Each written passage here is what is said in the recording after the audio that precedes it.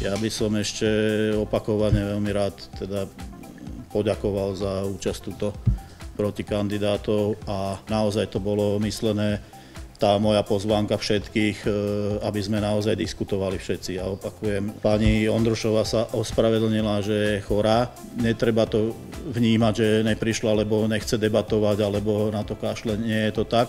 A to som presvedčený aj o tých druhých dámach, aj o Editke Radačovskej, s ktorou sa tiež dlhé roky poznám, aj o pani Hatokovej, že predpokladám, že iné povinnosti im do toho prišli, čiže to len apelujem, aby ste to nenavnímali tak, že nezúčastnili sa, tak nechcú debatovať alebo nemajú nejaký názor.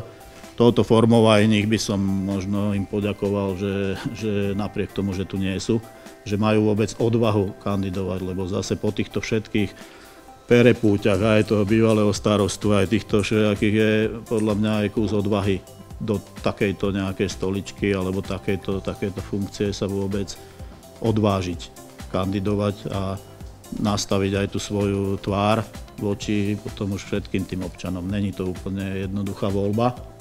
No a ja by som len vyzval vás všetkých, že bez ohľadu na to, koho chcete podporiť alebo kto vás oslovil, či už programom alebo osobnosťou alebo niečím iným, choďte k voľbám, lebo tak môžete zmeniť a prispieť aj vy svojim nejakým dielom a naozaj reálnym, si myslím, že ešte reálnejším, ako keď chodíte k parlamentným voľbám, lebo tu priamo viete ovplyvniť ten život v tej obci, čiže toto by som si dovolil na vás apelovať, využite to právo a choďte voliť, bez ohľadu na to, koho, ale choďte.